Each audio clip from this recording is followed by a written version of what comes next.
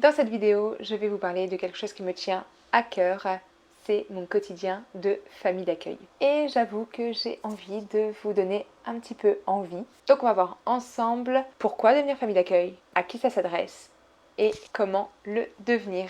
Bienvenue, je suis Lindsay de la chaîne Chien Adopté et Après. Aujourd'hui, je tourne dans ma salle de bain parce que je l'habitue à ma présence. Bon, sinon, qu'est-ce que je fais à part le fait de traumatiser un chien déjà traumatisé? Je suis famille d'accueil depuis plus de 10 ans et ce que j'aime, c'est rééduquer les chiens adultes. Donc si vous souhaitez des conseils pour mieux vivre avec votre chien, n'hésitez pas à vous abonner. Donc tout d'abord, on va voir pourquoi être famille d'accueil, puis ensuite pour qui, et enfin comment.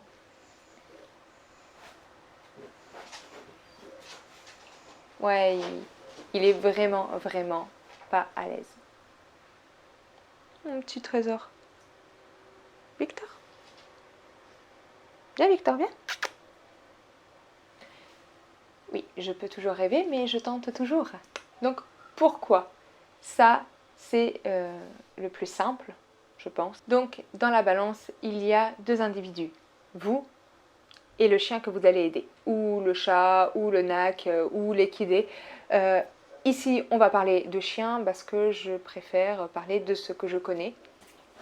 C'est plus simple. Pour le chien que vous pouvez aider en l'hébergeant, vous allez grandement faciliter son adoption. Tout d'abord parce que vous allez lui éviter la cage, donc il sera moins stressé, mais aussi vous allez connaître ses habitudes. Est-ce qu'il s'entend avec les chats, les enfants, s'il est craintif, joueur, obéissant, propre, voilà. Vous allez tout savoir sur ce chien, et qui dit plus de connaissances sur le chien signifie aussi moins de chances de retour à l'adoption. Alors attention, il y a toujours des chiens qui vont revenir d'adoption. Il a quand même plus de chances de trouver sa famille pour la vie. Mais il y a aussi des avantages pour vous. Tout d'abord, votre estime de vous-même. D'après plusieurs recherches, aider son prochain contribue grandement à son propre bonheur. Bon, et quand on parle de prochain, un animal est un proche.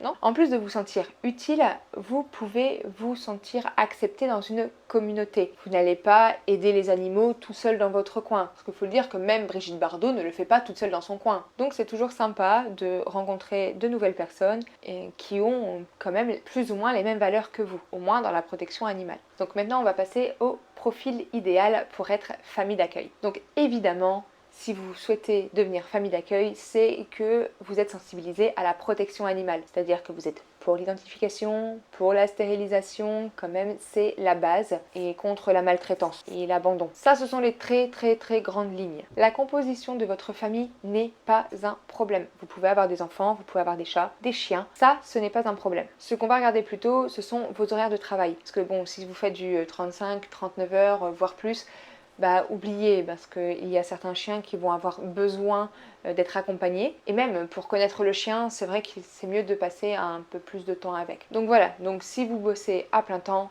vous oubliez. Si vous êtes à mi-temps, vous pouvez. Si vous êtes père ou mère au foyer, vous pouvez aussi. Et si vous êtes en galère de thunes, vous pouvez aussi. Quand vous hébergez un chien, la nourriture, en général, ça dépend des assos, mais surtout les frais vétérinaires sont pris en charge par l'association. Ce sera à vous de voir quel asso peut vous convenir. D'ailleurs, si vous souhaitez être famille d'accueil et que vous ne savez pas quel asso choisir, n'hésitez pas à mettre votre département ou votre ville en description. Je vous mettrai en relation avec certaines associations de votre région. Le dernier point pour être une famille d'accueil au top, c'est d'accepter que le chien s'en aille. Si vous êtes émotif, vous allez certainement pleurer, mais il faut savoir aussi, donc vous pouvez pleurer de joie, de tristesse, de soulagement, parce qu'il y a certains chiens où on est content quand ils partent, parce que pas toujours simple. Quoi, je vous dis la vérité. Personnellement, je garde en tête que quand un chien part, il laisse sa place à un nouveau. Donc j'ai aidé deux chiens, celui qui part et celui qui va arriver. Mais je pleure quand même. Maintenant, on va voir comment trouver une association à aider. Certains refuges qui font fourrière peuvent chercher des familles d'accueil pour les chiots et les chatons.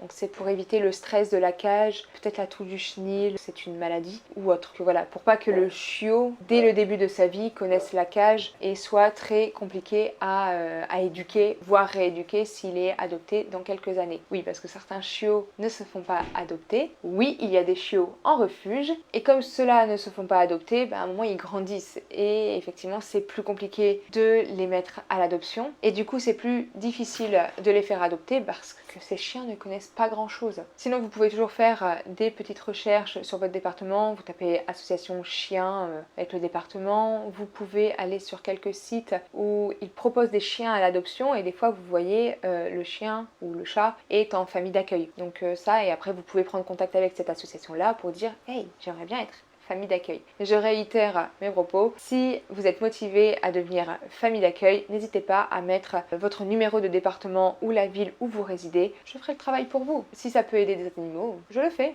pas de souci. Dans tous les cas, gardez en tête qu'être famille d'accueil n'est pas de tout repos. Il faut parfois s'armer de patience. Des fois, on a des chiens tip-top qui sont propres, qui ne font pas de dégâts, qui ont du rappel, voilà, le bon toutou de famille. Par contre, il y a des chiens qui ont besoin de plus de patience parce que soit ils ont reçu une mauvaise éducation avant, c'est toujours nécessaire d'éduquer votre animal parce que vous ne savez jamais ce qu'il va se passer demain. Ah ouais, je suis en train de parler de quelque chose de glauque. Et du coup là, il faudra travailler avec le chien. Après, une grande complicité peut naître. Vous permettez à un chien d'avoir plus de chances de se faire adopter, mais c'est grâce à vous.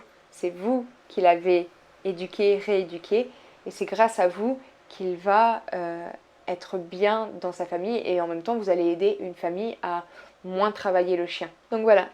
C'est tout pour cette vidéo. Je vous remercie de l'avoir regardée. N'hésitez pas à vous abonner, à liker, à échanger dans les commentaires. Voilà, c'est toujours sympa d'échanger. Je suis aussi présente sur Facebook et Instagram. Bon, Instagram ne met pas le son sur mes vidéos, donc vous pouvez surtout vous mettre sur Facebook. Un grand merci d'avoir regardé cette vidéo et à bientôt. Au revoir.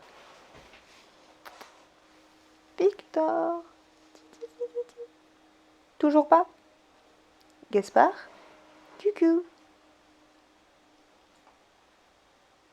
Ok.